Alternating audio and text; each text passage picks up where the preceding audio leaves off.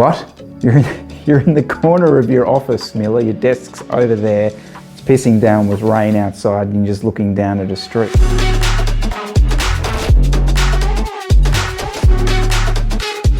This is not only the best alternative to Zwift, it's potentially a more suitable indoor trainer experience for you, full stop. Well, at least it was for me. Now, before you come at me with your orange coloured pitchforks, I don't hate Zwift, I just don't use it. Because Full Gas offers me the experience I want when I get on a trainer. Now, I'm going to assume some knowledge of the Full Gas platform, but put very simply, it's a virtual training platform where you can ride over 1,500 real-world rides. The platform links to your smart trainer, giving you real-time resistance updates as you ride those routes. That's great, you can go to the Full Gas website to read most of that crap. But why I have chosen this as my indoor training experience is actually really simple. And I've broken it down to two simple factors. Two things that I believe Full Gas do better than Zwift and make it a better experience. The first is the most obvious one, but hear me out because there's a really important tip here, and it's something that I think when some people try this, they don't fully engage with. If you're like me, and the thought of getting on a trainer is akin to a vacation in Abu Ghraib prison, then tricking your brain into thinking you're climbing a Swiss Alp on a beautiful summer's morning is the only hope you have. But here's the tip. Don't do the Zwift thing and load up bulk loads of distractions. Headphones with R&B music, laptop with GCN Race Pass, the iPad with your favorite K-pop mix. If you're gonna do this, you gotta go full gas. Just have one screen, run the audio of the ride itself. Focus your eyes on the road like you are riding it. Remember, this is all linked to your smart trainer. So when you see the ramp coming on switchback 4 of Alpe d'Huez, you can prepare your gear shift, prepare to jump out of the saddle and attack like Alberto Contador would on that switchback. You are riding that. That's all you are doing right now. But immersion is not enough. Well, it certainly wasn't enough for me, which brings me to my second point, and this is the one that I lean into more and more to get me on the trainer. And that's adventurism. What? You're in the corner of your office, Miller. Your desk's over there.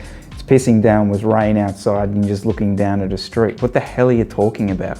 No, you're not, Chris, because there are a lot of rides. In fact, last time I checked, there were over 1,500 of them, and you can do any of them from every corner of the globe. This is the theme I use to trick myself into wanting to do this. For example, you might be watching GCN Race Pass and the Giro d'Italia, and tomorrow they are doing the Stelvio. Well, you know what? You can jump onto Full Gas, download the Stelvio, and do that climb the day before they do it.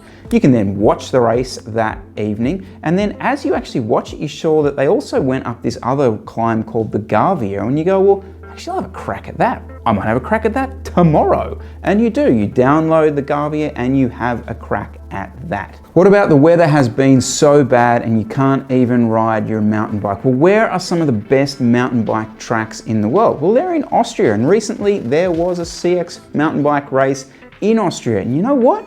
You might just well and go and do that tomorrow. And the third case study is something I would know nothing about. It's this person who started watching a lot of triathlon YouTube content, and the triathletes are going on and on about this event in Hawaii where they can't race disc wheels, and you think, that doesn't look that hard, that bike leg. Well, you know what? You might just go and do that tomorrow. In a weird way, in a really weird way, you can trick your brain into that new ride excitement. Okay, so you know that thing where maybe you're going away with some mates and the day before the ride, you all sit around the table and you plan the route for the next day. And it's like this sense of anticipation. It's like, oh, we'll go up that climb, oh, we'll take that left-hand turn, don't know where that's gonna go. And everyone's like buzzing on the fact that it's this new ride that they've never done before. Well, that's the portion of your brain you can trigger the night before doing a Full Gas session where you're literally surfing through the app, having a look at the different ones and where you might want to go. And you can do it by searching through just a geographic map. Maybe it's rides and routes you haven't done, or maybe it's just even countries you would like to visit. Well, you can kind of do that. It's the basic part of cycling that we all love, like the freedom, the exploration of it all.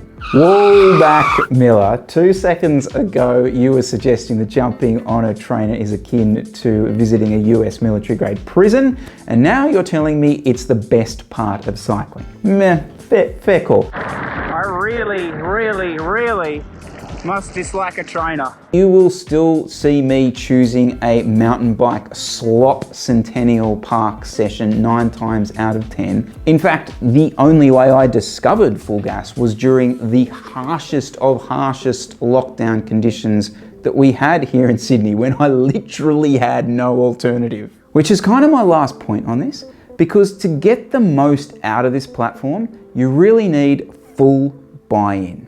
So how that plays out for me is there will be periods where I am literally using this every day. I am on the app, I'm on the Facebook user group. That's a super resource for anyone else who's out there using this. These guys are super into it. They're posting their favorite rides. They're posting what's new. Get on that. So I'm on that and I'm like, oh wow, this guy's riding where? That sounds awesome. Oh, I've never been to Mexico. I'm gonna ride that climb over there. Oh, Jay's in the Vuelta doing this climb. Yeah, I'm gonna 100% go and do that too. New ride, feels, sensations, all good. Then I won't touch it for 6 months. Then I will not even look at this trainer for 6 months. Isn't there like some saying like, there's no such thing as bad weather, only bad gear? Yeah, I don't know about that. I then pause my membership. I pause my membership throughout that period and I don't use it. This is not Zwift. Zwift's amazing, but it's just not for everyone, and I'm not the person it is. If your blood bleeds orange, you dream of power-ups and of one day becoming Jay Vine, then Zwift is 100% your thing. But if you are a reluctant Zwifter, give it a go. The pricing is really competitive and super flexible. Like I mentioned, you can pause your membership at any time. Now, we've been lucky enough on the channel to set up a promo code. So use this code to get 30 days free on your free trial additionally, or on your current subscription. It's an additional 30 days. And if you are a big skeptic and you're wondering why I'm doing a video about Full Gas, I will put all the details of this relationship in the description below. But I will say this, that I did reach out to Full Gas because I wanted to do this video. Anyway, all those details in the description below. And I will say, in the last 6 months, the app itself has been upgraded dramatically. I think you'll notice it if you've tried it a couple of years ago, the updates. Now, if you want to check out how I got on when I first started jumping on the trainer and discovered erg mode, put that link below. And also make sure you subscribe to the channel, because the Nero Show is a weekly look at everything cycling. Until then, guys, peace. See you soon.